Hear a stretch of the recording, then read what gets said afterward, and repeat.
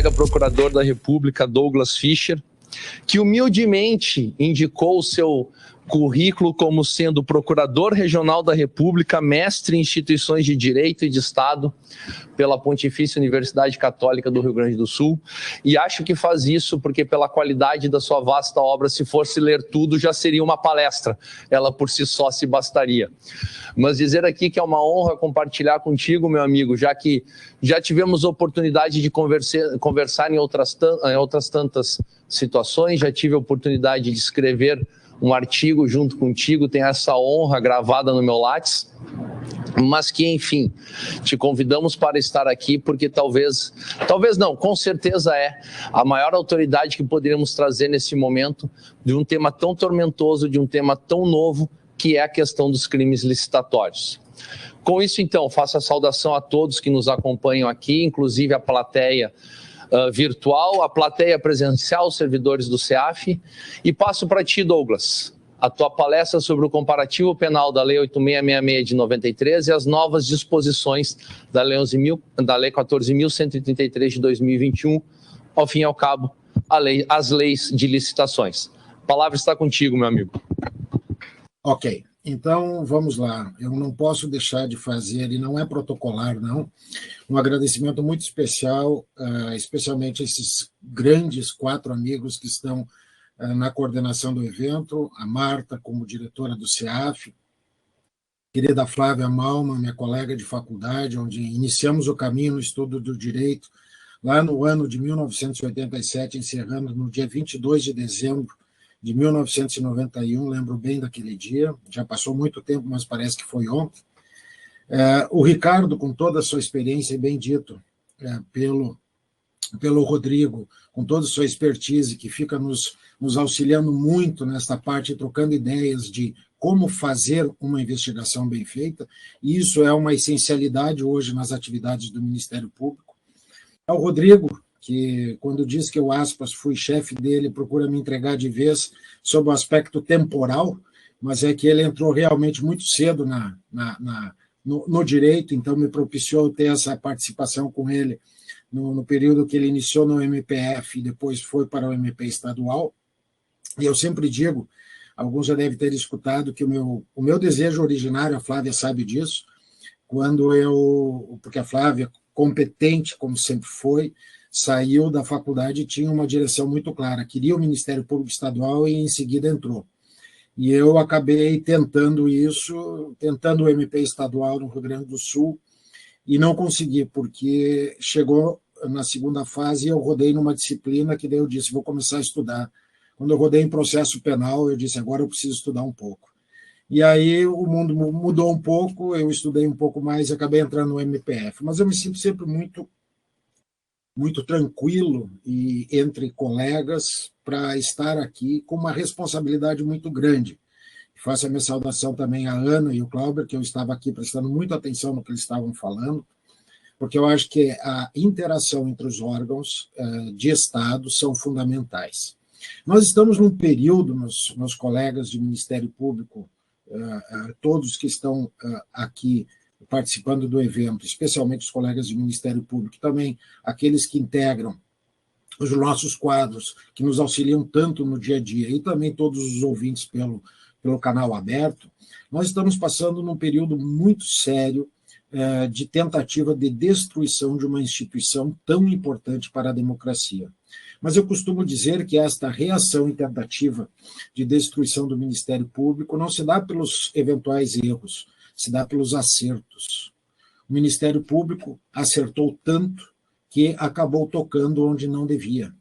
Não devia, entre aspas, eu deixo aqui a minha ironia, porque começou a fazer apurações que redundaram em responsabilidades de pessoas que não estavam acostumadas a este tipo de responsabilidade, como nós vemos também certas reações, meu caro Ricardo, quando nós fizemos também a responsabilidade penal dos agentes que estão sob a coordenação das investigações que tu fazes.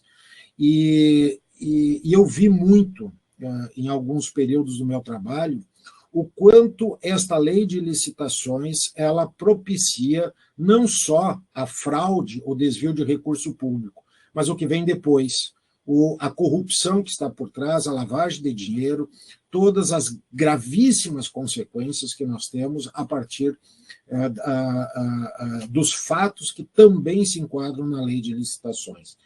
Então, eu acho que nós temos que deixar bem claro isso como uma premissa, e eu acho que duas outras coisas são fundamentais. Eu falarei aqui um comparativo, quando eu conversei com o Rodrigo e com a Flávia, eu propus esse comparativo e fazer alguns destaques dos mais importantes, mas esse comparativo será disponibilizado a todos posteriormente, sobre o que nós tínhamos na Lei 8666 e agora o que nós temos no Código Penal por força da Lei 14.133, no aspecto penal, e aí nós não temos o problema da esfera não penal, porque a lei já está vigorante, já está vigendo em relação à parte dos crimes, mas nós temos aquele período que vai dar uma complicação danada, como foi muito bem analisado ontem pelo Juliano Heinen e pelo Maffini, com o conhecimento que eles têm, eu falarei sobre o aspecto penal. Mas antes do aspecto penal, eu acho que nós temos duas coisas que nós temos que fazer. A primeira delas é que quanto mais transparência nós tivermos, menos chance nós vamos ter de termos problemas, seja na esfera administrativa, civil, por conta de licitações e ou penal. Isso é a primeira premissa. E me parece que esses instrumentos que nós temos de atuação preventiva do Tribunal de Contas, ele me parece extremamente relevante, que nós talvez devamos atuar muito mais aí do que na repressão, porque a repressão hoje, especificamente em relação aos crimes licitatórios, são criados vários entraves a uma efetividade da lei que já é débil em alguns aspectos. Eu abordarei isso na sequência.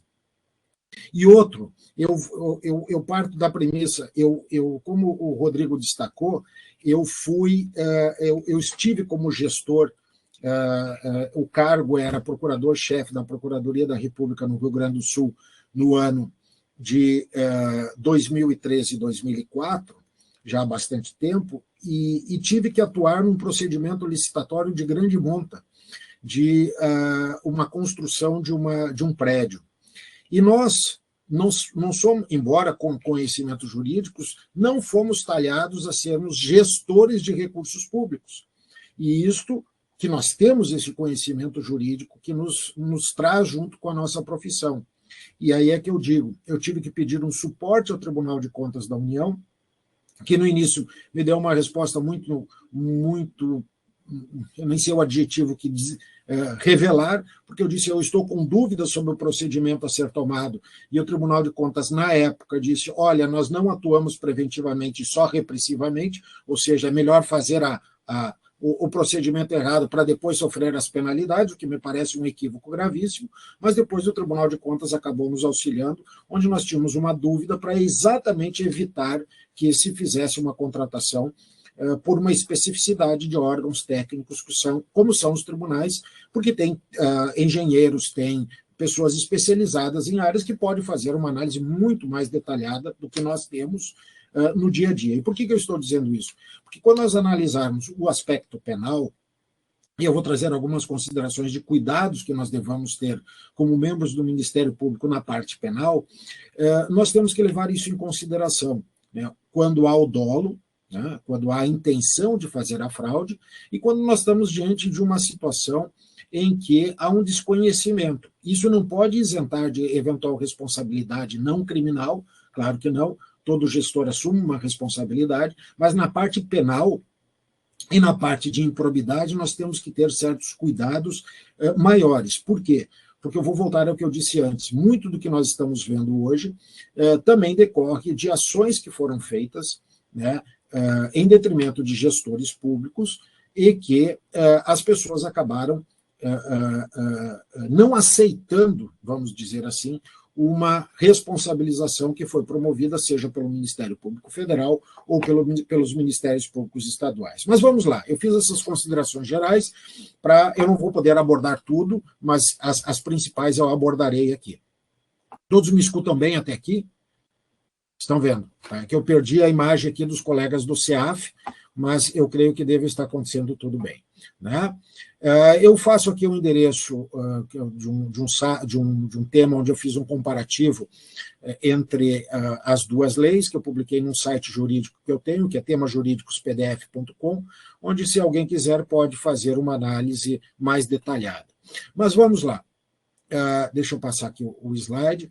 Como eu disse, né, no aspecto penal, conforme o artigo 190, nós já estamos diante de uma situação de aplicabilidade da nova lei na parte penal, né, conforme o artigo 190, inciso 1, e eu vou tentar demonstrar que alguns doutrinadores, né, e alguns advogados já estão sustentando que os crimes, nós estaríamos diante de uma abolitio criminis, ou seja, que nós não teríamos mais os crimes licitatórios, e foi incluída uma nova disposição, portanto, todos os processos em andamento por imputações à Lei 8.666, nós estaríamos diante de abolitio criminis. Respeitosamente, né, a argumentação existe, eu tenho que dizer de uma forma mais incisiva que é um desconhecimento de um pressuposto básico do direito penal, que é a chamada continuidade típica normativa. Na verdade, houve uma revogação, mas uma revogação por uma mudança topológica da previsão dos crimes, e é isso que eu vou demonstrar, em que não houve solução de continuidade. Eles deixaram de existir e imediatamente passaram, quase nas mesmas letras, dentro de um novo ordenamento inseridos dentro do Código Penal, né? E isso eu cito aqui, né, alguns precedentes, né, muito claros e específicos, onde nós temos essa sequencialidade, digamos assim, de crimes que são tratados num ordenamento e depois passam a estar em outro ordenamento. E especificamente, até lá em 2020, nós vimos que se falou sobre a lavagem de dinheiro, e também de um crime antecedente da lavagem de dinheiro, que era o crime do artigo 90, onde se reconheceu a hipótese de continuidade normatívica típica, né? Mas nesse aqui, que é um precedente um pouco mais recente do STJ, em que a discussão era sobre o crime de abuso de autoridade, né? Que nós temos agora a Lei 13.869, que trata dos crimes de abuso de autoridade, antes previsto no artigo 3º da Lei 4.898. Igualmente, o STJ acabou reconhecendo, e corretamente, que não haveria de se falar em continuidade em abolitio criminis. Tá? Eu faço apenas essas observações iniciais. Vamos aos tipos penais. Bom, nós tínhamos o artigo 89, né, o formato aqui, como é comparativo, eu primeiro coloco o artigo da Lei 8.666 e depois eu coloco o vigente no Código Penal com as observações que eu entenda como necessárias. Bem, o artigo 89, a pena era de detenção de 3 a 5 anos e multa, né? Ou seja, normalmente são crimes que permitiam uma substituição de penas, porque raramente a pena era fixada acima de 4 anos, e talvez, junto com o artigo 90, né, da 866, era o crime mais ocorrente no dia a dia, que era a dispensa ou inexigibilidade de licitação fora das hipóteses previstas em lei, ou deixar de observar as formalidades pertinentes à dispensa ou inexigibilidade. Um crime formal, eminentemente formal, porém que gerou muitas discussões. Vamos a elas, sem não antes referir a nova redação conferida ao artigo 337-E. Né? Ele muda um pouco a redação, mas ele concentra, né, a forma da prática do crime na mesma forma, ou seja, contratar diretamente fora das hipóteses previstas em lei ou deixar de observar as formalidades pertinentes à contratação direta. Agora nós já temos uma pena de reclusão de 3 a 5 anos e multa, né? Evidentemente que, como é uma pena de reclusão, isso não pode ser aplicado retroativamente, a lei só vai valer nessas partes de previsões de penas mais graves para respeitar o princípio do tempus rege acto no direito penal, né? E como eu destaquei, sempre se discutiu muito, né? E eu nunca vi nesses 25 anos que eu estou no MPF, né, uma condenação como uma pena maior, né? Nós temos uma cultura da pena mínima em se tratando da aplicação de pena, e notadamente dos crimes licitatórios, né? E aqui nós temos o que eu chamo da jurisprudência da reiteração, ou seja, a técnica hermenêutica do Ctrl+C, Ctrl+V, e as pessoas não param para pensar o que certas vezes estão dizendo com a vênia de quem pensa em sentido contrário. Primeiro, porque se criou precedentes a dizer que o artigo 89 exigiria a demonstração de resultado e de prejuízo ao erário. Ora, né, basta abrir o livrinho dos princípios básicos de direito penal para nós sabermos que um crime formal ele não demanda a existência de prejuízo. Ele pode ter prejuízo, mas não é exigência a ocorrência do prejuízo para a existência do crime, gostemos ou não. Então, nós temos esse precedente do ministro Gilmar Mendes, de 2017, completamente equivocado, na minha ótica, respeitosamente. Nós temos uma outra decisão também do STJ, que seguiu na linha de exigir a demonstração do prejuízo, e eu já vou destacar por que eu estou referindo isso, né? Porém, nós temos precedentes, né, bastante claros, e esses sim expressos e conhecedores do que estão falando, que o artigo 89 seria um crime formal, tanto esse da primeira turma, quanto esse da segunda, também na primeira turma, dizendo que se tratam de crimes formais. Ou seja, eu dispenso o resultado, né, mas, claro, eu preciso descrever qual é a ação finalisticamente voltada à lesão do patrimônio público. E é nesse ponto que eu estou fazendo esta abordagem. Tem mais este precedente aqui da sexta turma do STJ, de 2019, na mesma linha, mas eu não vou ficar falando dos precedentes, né? É apenas para enfatizar que não se exige a demonstração de prejuízo, e esse é um precedente do TRF4, agora de 2001, né, na mesma linha dos precedentes majoritários que nós temos. E por que eu estou destacando? Primeiro, e já falarei sobre o tema do parecer jurídico. Creio que nós, do Ministério Público, amparados praticamente sempre por trabalhos feitos na fiscalização, também dos tribunais de contas, né, nós temos que ter uma preocupação não de apontar necessariamente a existência do prejuízo, mas, e aí é que entra o ponto central, se nós tivermos condições de descrever este prejuízo, embora ele não seja necessário para a ocorrência do tipo, isso talvez seja algo que vá nos ajudar muito para evitar precedentes no sentido ruim do que ocorre. Nós termos um processamento criminal em primeiro grau e segundo grau e depois ser trancada a ação penal por uma decisão que depois não tem como ser revertida. Então, o que eu digo, se a jurisprudência coloca, embora equivocadamente, essa circunstância como condição para a existência do tipo, se nós tivermos, na hora de elaborarmos uma denúncia criminal, esses elementos, tanto mais relevante é que nós incluamos esses elementos na denúncia para evitarmos uma discussão que pode nos levar à ineficiência do resultado pretendido, né? Então, a primeira observação. A segunda, é muito comum em municipalidades, né, e eu já atuei em alguns casos de dispensas de licitações, porque envolviam verbas públicas federais que não foram incorporadas ao município, e, portanto, tinham que estar sujeitas à prestação de contas perante o Tribunal de Contas da União, em que eu me deparei com discussões que o parecerista, né, ou seja aquela pessoa, o advogado, seja público ou contratado pela municipalidade que dê um parecer, ele não pode ser responsabilizado criminalmente. Temos que ter o devido cuidado nessa primeira parte. Por quê? Acho que, se for apenas o parecer jurídico por um erro ou por uma falha de interpretação, não seria recomendável a imputação criminal ao parecerista. Por quê? Porque os crimes que nós estamos tratando aqui são de dolo. De dolo, onde eu preciso narrar que ele sabia que estava fazendo errado, e não apenas por uma má compreensão ou por uma construção equivocada do parecer. Claro que isso é difícil, né? É difícil fazer a prova, mas nós temos que, como responsáveis por uma imputação criminal que seja apta e não inepta, nós temos que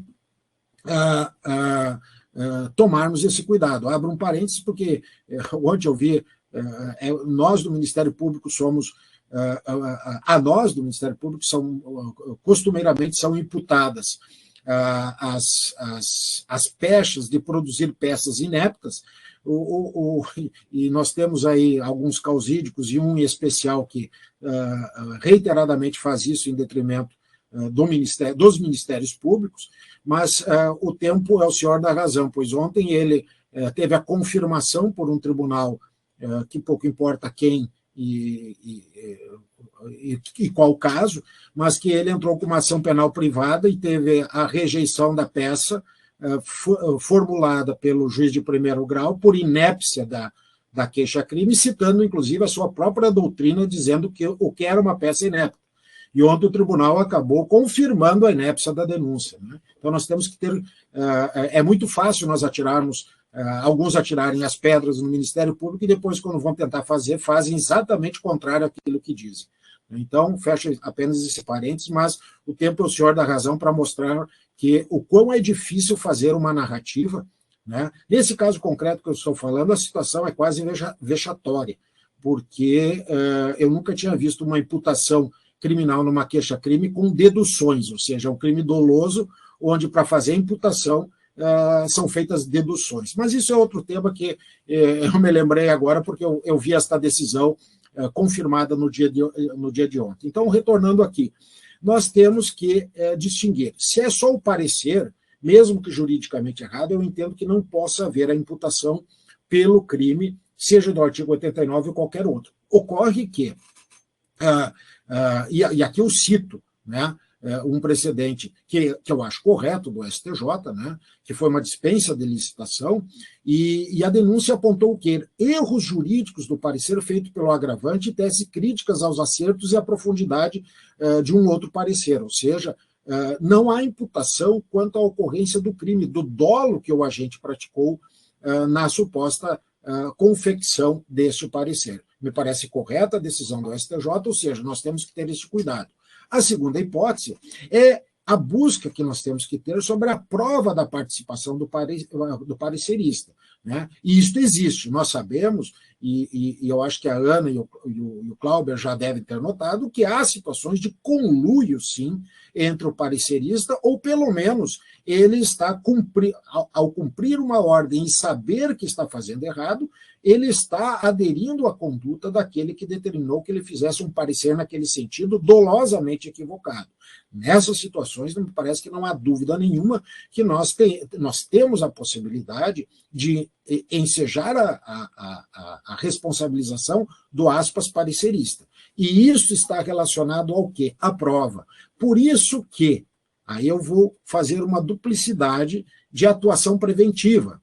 Quando os órgãos de fiscalização forem buscar os elementos de prova, tanto mais importante eles aprofundarem isso e não apenas coletarem a informação que o parecer está equivocado, mas, se possível, naquele momento da coleta da prova, da investigação, que depois pode redundar num inquérito, mas muitas vezes, ou um pique de investigação direto pelo Ministério Público, muitas vezes depois nós não vamos ter esta possibilidade de fazer por ausência de dados mais concretos em decorrência do tempo já passado. Então, esta é a primeira coisa que eu sempre digo. Né? Eu estava preparando aqui um evento que eu vou participar semana que vem com o pessoal da Receita Federal e já destacando para eles o seguinte: o que é que nós temos que nos antecipar por conta dos problemas criados pela jurisprudência, já que criam os entraves, vamos nos precaver aos entraves, vamos nos precaver e buscar aqueles elementos de prova que para nós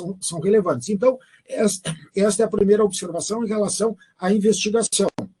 A segunda, quando nós formos fazer uma peça dessa natureza, nós temos que ter o cuidado de descrever essa circunstância do elemento dolo, do elemento que ele participou da conduta, pelo menos aderiu. E isso não pode ser decorrente de uma, como dizia um ministro antigo do Supremo Tribunal Federal, mas eu, como sou meio rato de jurisprudência e gosto de buscar nos alfarrábios dos antigos, porque atualmente são poucos daquela corte que consegue escrever algo com uma devida profundidade e seriedade, isto é apenas uma crítica para eu não passar a integrar um devido inquérito de investigação que lá corre, mas eu gosto muito de buscar as informações do ministro Orozimbo Nonato, em que ele dizia que, para uma ação penal ser validamente ajuizada, a narrativa não pode decorrer de uma mera criação da acusação, de uma criação mental da acusação. Nós temos que ter elementos empíricos que denotem, sim, que o agente praticou a conduta. Claro que nós não podemos... nós não temos como avaliar o dolo, né? Eu tive a honra de prefaciar alguns livros de colegas do Ministério Público, mas especialmente do Márcio Schli Gomes, e onde ele diz uma frase que é bárbara, né? O dolo está na cabeça do juiz, e as pessoas se espantam. Como assim está na cabeça do juiz? Sim, porque eu não tenho como abrir a cabeça do agente criminoso e descobrir se ele agiu como dolo. Então, o dolo ele é apreciado pelas circunstâncias de como se deu a prática criminosa, e o juiz, depois, na avaliação dessas circunstâncias, é que dirá, né, se o sujeito agiu ou não com dolo. Por isso é que esses detalhes que permeiam o modo da prática criminosa são essenciais para que nós possamos fazer uma imputação, seja do 89 e seja do 90. Pegar todos os detalhezinhos, como é que aconteceu, às vezes um detalhe pode ser irrelevante para uma investigação ou para uma fiscalização, mas para uma prova dentro de um processo penal, às vezes é o elemento conectivo que falta, que supra aquele gap que nós temos entre uma mera suposição e a comprovação de que o sujeito, sim, agiu com dolo. Então, fazendo essas considerações, eu cito também esse precedente do STJ, onde eles deixaram claramente, né, comprovado que o paciente, no caso deste habeas corpus, ele era um assessor jurídico, mas não apenas deu o aval à realização do contrato, mas também forneceu subsídios jurídicos falaciosos e inconsistentes para fundamentar a dispensa de licitação. E aí é que entra uma questão interessante. Não é apenas um mero erro de interpretação, é um erro crasso, é uma situação em que os fundamentos jurídicos são completamente equivocados, né? Não é uma hipótese de, vamos admitir em uma interpretação aqui, por isso não, havia um erro muito grave, né? E isso foi juntado às demais demonstrações dos autos, né, quanto ao dolo do parecerista. Mas vamos adiante. Nós temos o artigo 90, que era a frustração de licitação mediante ajuste, combinação ou qualquer outro expediente.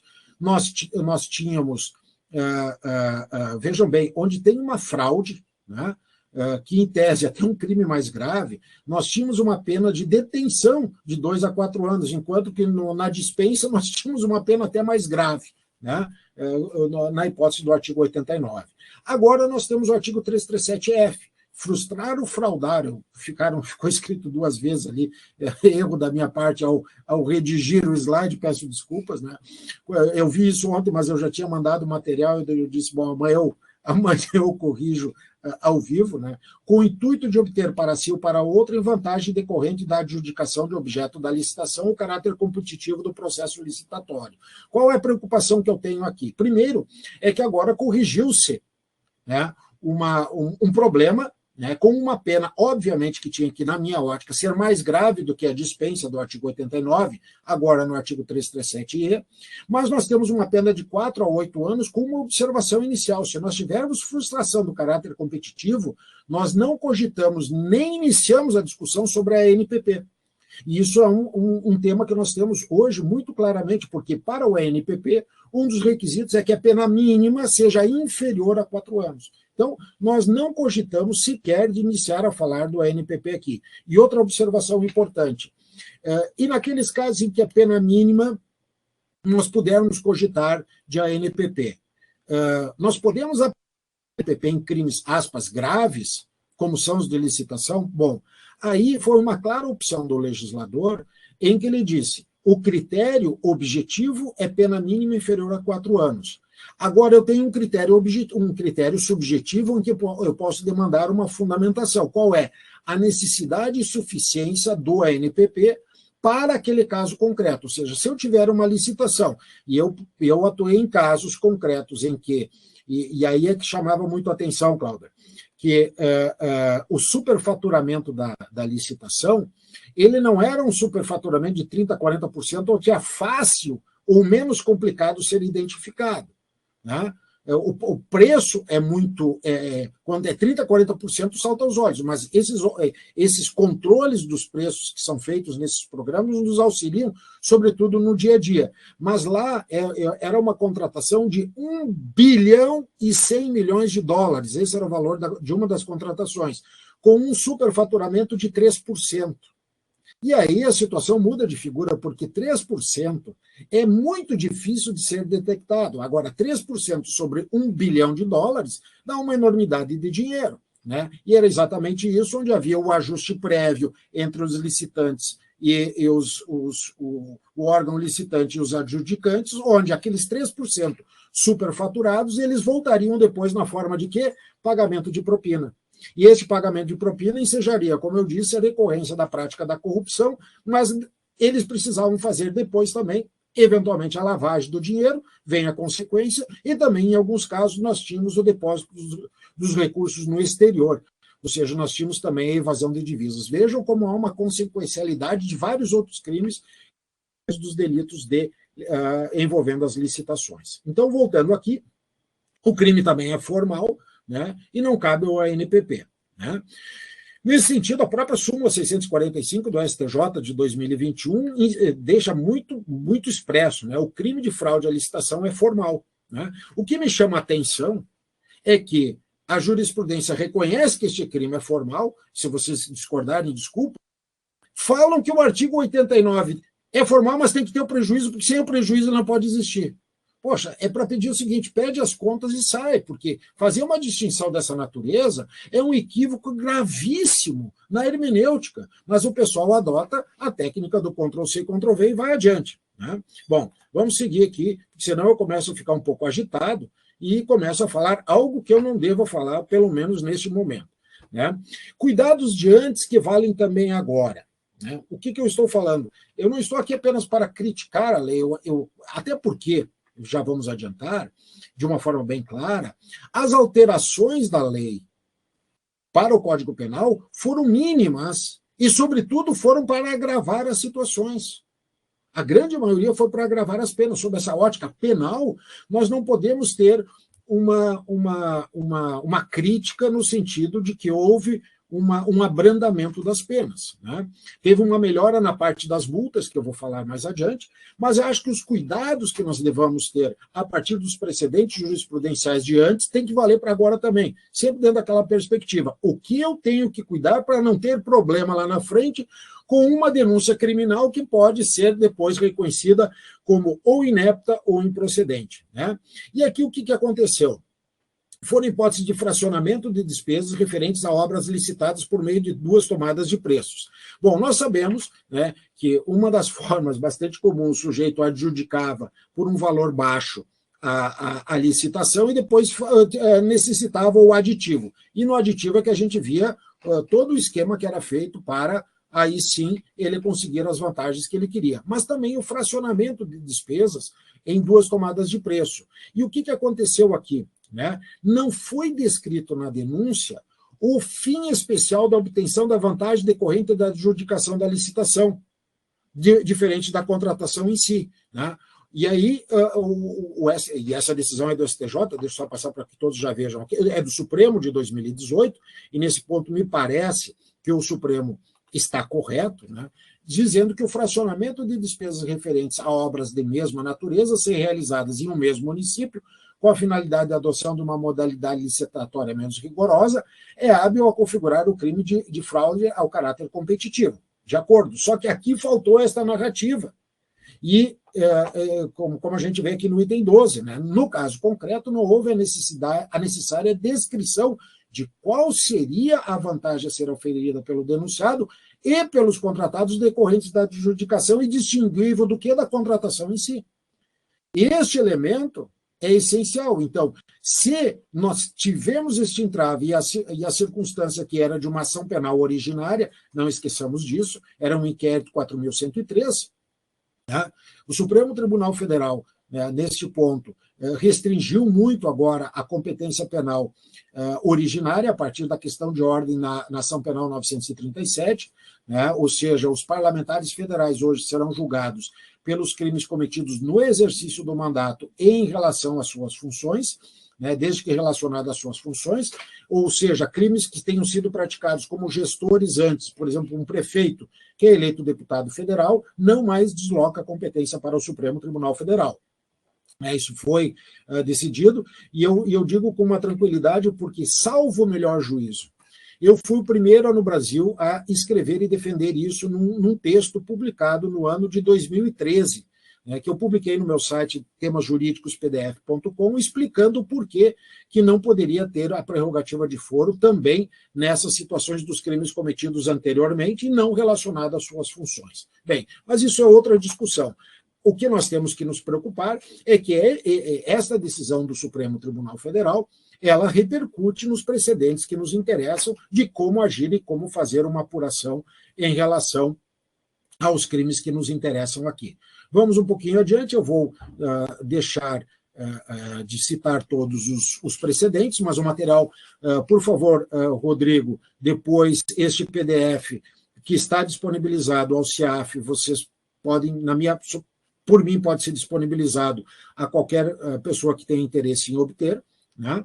E prossigo aqui nessa análise. Quanto tempo eu tenho ainda aqui? Eu estou um pouco perdido. Douglas, são pelo que enxergo daqui, são 11h10. Tá? Conforme o nosso planejado, tu tem mais ou menos uns 20 minutos ainda pela frente. Ótimo. Fica bem tranquilo. Ótimo. Até porque a parte principal que eu queria, como eu disse, não vou analisar detalhadamente todos os tipos, embora aqui no material eu faça, está depois também nas últimas disposições. O artigo 91, sobre patrocínio direto ou indiretamente de interesse privado, né, de certa forma nós temos isso no Código Penal, mas dentro da lei de licitações nós temos um tipo penal específico, né, que houve alteração da natureza da pena de detenção para reclusão, mas a situação é praticamente a mesma, né? Nós temos a hipótese do cabimento do ANPP. E como antes eu fiz uma digressão, e agora que eu lembrei, eu começo a fazer várias digressões e às vezes eu esqueço de fazer a complementação. Obviamente, quando nós estivermos tratando de uma licitação de US$1 bilhão, né, o ANPP, na minha ótica, já fica muito claro que, à luz do artigo 89, não do artigo 90, mas fica muito claro que o ANPP não seria necessário e suficiente à repressão de um crime dessa natureza. Agora, se nós tivermos uma situação menos grave, preencher os demais requisitos, nós poderemos cogitar, sim, da aplicabilidade do ANPP, que é muito importante, sim, é um instituto hoje, que, na verdade, eu costumo dizer, o ANPP trouxe para a fase pré-processual a possibilidade de aplicação de penas alternativas, vamos dizer assim, com a redução prevista na lei da pena originária, mas que na prática, se nós observarmos, são aquelas penas normalmente que, se houver a condenação na sentença penal, o juiz acaba substituindo por penas alternativas, propriamente ditas, substitutivas da pena privativa de liberdade. Ou seja, o ANPP nos propicia antecipar hoje, aplicando desde já, na grande maioria dos casos, aquelas penalidades que seriam depois aplicadas pelo juiz lá no final do processo, da sentença, se houvesse a condenação, com uma circunstância, né? Eu só posso executar a pena depois de transitado em julgado todos os recursos aos tribunais. E o nosso glorioso STJ faz uma interpretação literal dizendo que, se o Ministério Público não recorre, começa a correr a prescrição executória. E, diante dos recursos protelatórios que nós temos, a grande chance de nós termos uma prescrição executória, né, sem poder executar é muito grande. Ou seja, o ANPP é algo extremamente favorável, né? Eu tive uma honra de participar junto com o Mauro e vários outros colegas, quando nós abordamos o ANPP à luz das resoluções do Conselho Nacional do Ministério Público, né, hoje regulamentados no artigo 28A pela Lei 13.964. Então, eu quero deixar muito claro, sou favorável ao ANPP e muito favorável, mas para aquelas situações que sejam efetivamente cabíveis na sua aplicabilidade, né? E eu digo, o pessoal diz, não, mas o Código Penal, dentro dessa parte da prescrição, o Código Penal fala que a prescrição executória do Ministério Público começa a correr a partir do trânsito em julgado para o MP. E aí eu pergunto sempre, mas você sabe por que o Código Penal prevê isso? 99% das pessoas não sabem. Ah, mas está na lei. A lei não tem palavras inúteis. Realmente não tem. Mas nós precisamos entender por que ela previa isso. Por uma razão muito simples. É que se o Ministério Público não recorresse da decisão de primeiro grau, ele já podia executar a pena em primeiro grau. Era por isso que o Código Penal previa isso. Ah, ele pode executar em primeiro grau? Claro que ele não pode. Hoje nem em segundo grau ele mais pode. Tem que esperar os 4 graus de jurisdição. Né? Há quem defenda que, se ajuizada a ação rescisória, também não pode executar a pena. Né? Quer dizer, a capacidade interpretativa normalmente envolvendo esse tipo de criminalidade. Mas vamos adiante. Nós temos aqui as chamadas prorrogações contratuais do artigo 92, né, onde nós tínhamos os aditivos, né? Obviamente que este crime aqui, todos os crimes que nós estamos falando são crimes dolosos. Esse artigo 92, ele e que também exige o dolo específico, como está aqui nesse julgado do STJ, ele está agora regulamentado, e eu achei muito interessante, no artigo 337-H, modificação ou pagamento irregular em contrato administrativo. Novamente, vamos deixar claro, são crimes dolosos, né? Ou seja, fazer um pagamento irregular por um erro não pode ensejar uma responsabilização criminal do agente responsável. Né? Novamente, nós temos o quê? Uma pena de 4 anos a 8 anos e multa, né? Me parece que corretamente houve um agravamento aqui, impedindo qualquer hipótese de transação no sentido de ajuste de ANPP. Né? O artigo 92 não foi reproduzido, né? Mas essa circunstância não impede a responsabilização do contratado nos termos do artigo 29 do Código Penal. Porque se nós voltarmos aqui, deixa eu mostrar, e eu pulei essa parte, né? O parágrafo 1 diz que ensina a mesma pena o contratado que, tendo comprovadamente concorrido para a consumação da ilegalidade, obtenha a vantagem devida ou se beneficie injustamente das modificações ou prorrogações contratuais. No artigo 337-H, nós não temos esta previsão do artigo que tinha no artigo 92, parágrafo único. Isso está muito claro. E alguns dizem, bom, agora o contratado não pode mais ser responsabilizado. Ora, o artigo 29 sempre autorizou esta responsabilização. Ou seja, nós temos esse tratamento que ele pode ser o coautor ou pode ser até partícipe, dependendo se eu demonstrar o ajuste entre eles, é óbvio que vai ter a responsabilização dele. Né? Não é porque topograficamente não tem mais a previsão do artigo 92, parágrafo único, que não poderá ser responsabilizado. Né? Nós temos esse problema envolvendo outras leis, né? Que alguns doutrinadores sustentam, que o artigo 29 só valeria para os crimes previstos dentro do Código Penal, o que me parece que não tem sentido lógico nenhum. Né? Mas sigamos. Para o artigo 93, né? Assim, olha, o artigo 93, impedir, perturbar ou fraudar a realização de qualquer ato de procedimento licitatório, não é da licitação em si, é de ato, é uma circunstância que normalmente vai ter uma consequência maior de um crime que vai acabar absorvendo esse crime, e eu nunca vi uma aplicabilidade na prática do artigo 93, que está reproduzido, né, no artigo 337-I, mais ou menos, exatamente como previsto no artigo 93. Era de 6 meses a 2 anos, e agora a modificação é de 6 meses a 3 anos, como se isso repercute em alguma coisa na efetividade desse tipo penal, aumentando a pena máxima para 3 anos. Né? Devassar o sigilo de proposta apresentada em procedimento licitatório ou proporcionar a terceiro um ensejo, mas com uma pena absolutamente pequena também, de 2 a 3 anos, e agora está regulamentado no 337J, né? Com uma observação. Né? Antes, se falava em procedimento licitatório, e agora se fala em processo licitatório. Eu já vi doutrinadores dizendo, processo é uma coisa, procedimento é outra. Ora, não tem sentido fazer uma interpretação desse modo, e isso não é uma interpretação em malam parte, procedimento ou processo sob essa ótica, eles têm o mesmo sentido, salvo o melhor juízo. Né? Aqui é um crime que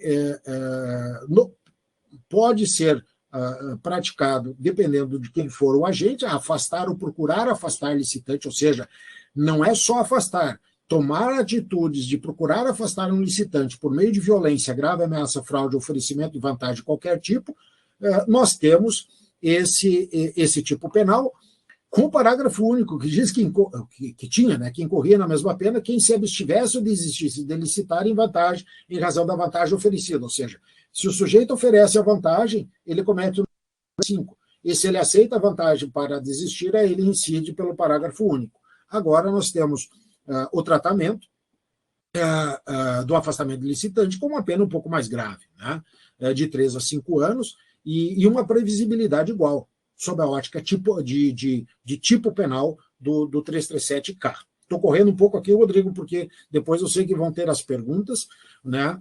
E do 96, né? Fraudar e prejuízo da fazenda instaurada para aquisição de vendas, bens ou mercadorias ou contrato decorrentes, detenção de 3 a 6 anos e multa, né? Eu faço uma distinção que vocês depois podem analisar com calma, mas eu nunca vi uma condenação efetiva, ou seja, executada por esse tipo penal. Se alguém de vocês tiver, me mostre, porque as penas são efetivamente baixas, né, de 3 a 6 anos, né, e havia precedentes interpretando o que seria, né,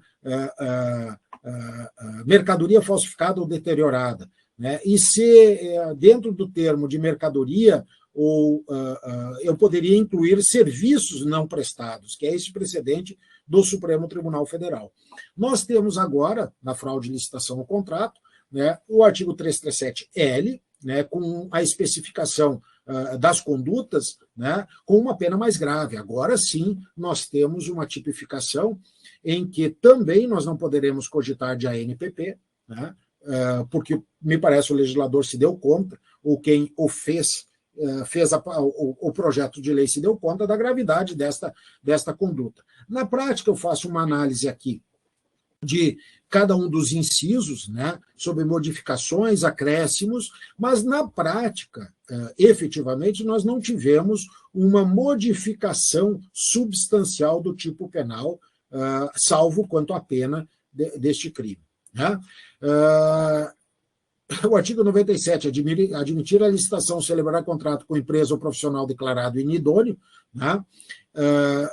Acontece, mas com uma penalidade mínima de 6 meses a 2 anos e multa, né? Sob a ótica penal, a eficiência da regra penal aqui é muito menor do que qualquer outra responsabilização na seara cível, né? Que nós temos agora na contratação inidônea, agora com uma pena um pouco mais grave. Vejam, antes nós tínhamos uma penalidade de 6 meses a 2 anos em multa, agora 3 anos a 6 anos em multa. Agora, as consequências, dependendo, podem ser um pouco mais graves da contratação inidônea. Não esqueçamos, crime doloso também, sempre doloso. Né? E que nós precisamos fazer a devida narrativa na denúncia, né? Da presença do elemento volitivo, do dolo. Né? Quanto ao artigo 98, eu tenho uma visão muito clara. Né? Não sei se seria necessário nós termos esse tipo penal, né, de obstar, impedir ou dificultar injustamente a inscrição de qualquer interessado nos registros para promover indevidamente alteração, suspensão, cancelamento de registro do inscrito. Primeiro porque é muito claro, é muito difícil nós discutirmos penalmente o que são as expressões injustamente e indevidamente. Né? Então, não sei se... Não vi nenhuma condenação, os colegas do Ministério Público Estadual, por favor, me auxiliem, se já viram algum caso em todas as pesquisas que eu faço, e no pouco tempo de Ministério Público, ou ao menos alguns anos de Ministério Público, eu não vi uma efetividade do artigo 98, que está agora no artigo 337-N, né, nos mesmos termos, porém com uma pena de reclusão.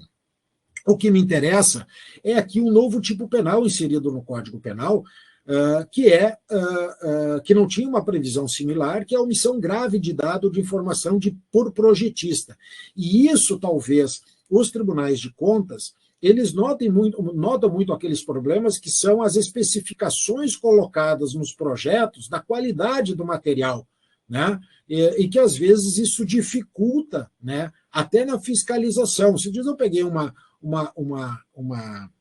licitação e de uma ação penal, em que o juiz de primeiro grau absolveu, porque as provas dos autos não eram detalhadas o suficiente para demonstrar que uma coisa era o projeto e outra coisa foi a execução. E no caso concreto, eu vi até o exemplo sendo dado ontem, acho que foi pelo Juliano, sobre canos que são colocados para escoamento ou seja, como é que eu vou comprovar que aquele cano não foi aquela qualidade da bitola? Quem é que colocou esse tipo de coisa? Eu vou desenterrar tudo para fazer, então tem todo o problema da fiscalização para ver se tem, de um lado, a aplicabilidade do que foi contratado.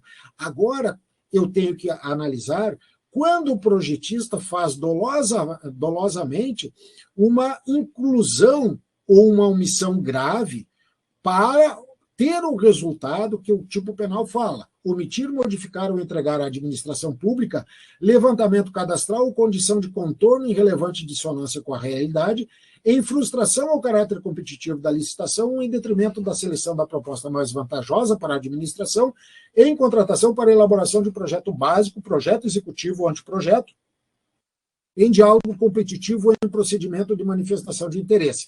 Bom, isto vai demandar muito, gente, mas muito, a questão apuratória a ser feita na primeira fase, ou seja, tanto pelo Ministério Público como pelos órgãos de controle, para ver o quê? Se eu terei um elemento a demonstrar que o agente, né, que é o aspas projetista, agiu com este dolo. Né? Vamos ver onde nós vamos chegar. Apenas de 6 meses a 3 anos, né? Talvez não tenha um resultado muito grande. Aqui é uma especificação que a lei diz o que são contorno, as informações. Não vou entrar na discussão tipológica, porque eu quero analisar, para não esgotar o meu prazo, que me faltam 4 minutos, e o Rodrigo britânico, né, no controle do tempo, né, mas eu quero chegar aos 4 minutos, não tem problema nenhum, fique tranquilo, até para eu ver se tem algum questionamento depois de todos que estão participando, é quanto à multa. Por quê? Porque nós temos que nos preocupar muito com a multa a ser imposta. E a multa penal, guardem bem isso, a multa penal ela é executada pelo Ministério Público. Graças a Deus nós temos hoje esse entendimento. E eu posso dizer para vocês que tem uma mínima participação, porque o artigo 51, se nós tínhamos dúvidas na redação do 51 anteriormente, depois da lei anticrime, não há mais dúvida. E mais, eu digo que a execução é de competência, não é mais a preferência do Ministério Público, ela é exclusiva do Ministério Público, porque agora o artigo 51 diz: a execução da pena de multa será feita perante o juiz da execução penal. Ou seja, aquela tese que era uma dívida de valor que poderia ser executada pela Fazenda Pública, isso não se aplica mais hoje. E eu lembro bem que, quando estava junto no gabinete do Procurador-Geral, na execução penal do processo do mensalão, mais um parênteses, né, o Supremo Tribunal Federal é tão eficiente em mais de 100 anos de persecução penal que só tem cadastradas 30 execuções penais na sua história. 30 é o que acontece por dia na comarca de Viamão, eu acho. Né? Para nós vermos o quão é desestruturado o Supremo Tribunal Federal para fins de efetividade no juízo originário. Mas dizia eu que naqueles casos sugeria ao Procurador-Geral que sustentasse ao Supremo Tribunal Federal que a multa não perdia o caráter penal, embora transformada em dívida de valor, ou seja, pela redação originária do artigo 51, o não cumprimento da pena de multa não mais poderia ser convertida em prisão, que era a previsão originária do artigo 51. Mas disso não se trata mais. Ocorre que o STJ passou a dizer que, como era dívida de valor, eu poderia extinguir a punibilidade do crime, do agente pelo crime praticado, mesmo se ele não pagasse a multa. E isso acabou, a farra acabou. E a multa nós temos que ter, junto com a parte criminal da pena privativa, que pode ter pena substitutiva por prestação de serviços ou outras condutas, mas a multa é cumulativa. E a multa, ela tem uma previsão muito interessante. Por quê? Porque o artigo 99 se referindo a todos os crimes, dizia que não poderia ser inferior a 2%, nem superior a 5% do valor do contrato licitado ou celebrado. Esse era o artigo 89. Agora vejam a nova redação. A pena combinada não poderá ser inferior a 2% do valor contratado ou licitado. O montante mínimo de 2% foi mantido, mas eu não tenho mais o limite, que antes era de 5%. Por quê? Porque em determinados casos, a multa de 5% era mínima. Era mínima, ou seja, valia a pena para o sujeito, dependendo do caso, fazer a fraude. Aliás, parênteses, para encerrar, eu tive uma situação como gestor, e aí não era crime, vamos deixar muito claro, mas havia um contrato de manutenção dos no-breaks da Procuradoria da República no Rio Grande do Sul. E deu um problema no no-break. Deu um problema. Onde o sistema deixou de funcionar e nós chamamos o prestador de serviço dizendo você tem que prestar assistência técnica, em que ele disse, não vou prestar assistência técnica, mas está no contrato. Mas eu não vou prestar, porque para mim vai ser mais caro arrumar o no-break do que pagar a multa que está prevista no contrato. Eu disse, você coloca isso no papel? Coloco. Fiz um requerimento ao procurador-geral, foi inabilitado por 5 anos para contratar com a administração pública, provando o dolo dele de obter vantagem indevida, inclusive na esfera administrativa. Na esfera penal, o cálculo também é esse. Na parte de multa, se leva muito em consideração os efeitos de eventual penalidade pecuniária. E me parece que essa previsão agora, claro que nós não podemos chegar a situações exorbitantes, mas permitem, para os casos cometidos após a vigência da lei, uma aplicabilidade de uma multa um pouco mais gravosa, sem o limite máximo de 5%, pelo menos na minha interpretação. Então, meus caros, 11h31, passando 1 minuto e pedindo desculpas pelas digressões, eram, em síntese, essas considerações que eu queria trazer, estando agora aqui à disposição para tentar auxiliar se deixei, e provavelmente eu fiz, muitas lacunas nessa proposta que eu acabei aceitando, né, por conta da amizade que tenho com os meus amigos Flávia e Rodrigo, mas, obviamente, também a todos os colegas do Ministério Público, porque nesta parte penal são inúmeros colegas que têm especializações sobre o tema de licitações. Eu sou um curioso que vou correndo atrás das informações e pesquisando aquilo que eu acho relevante. Mas, numa síntese, era isso. E agora estou aqui para que eu escute todas as provocações, dúvidas. Se eu souber, eu posso avançar. Se não souber, eu digo, voos livres.